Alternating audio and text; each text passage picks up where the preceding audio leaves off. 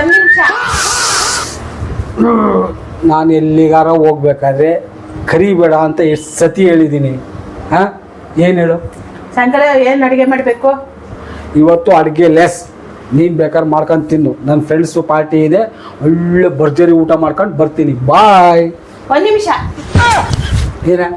ನನಗೂ ಜಿಲೇಬಿ, ಜಾಂಗೀರು, ಜಾಮೂನು, ಒಬ್ಬಟ್ಟು ಎಲ್ಲ ಹಾಕಬರ್ರಿ, ಒಂದಿನ ತಿಂತೀನಿ ಬಾ.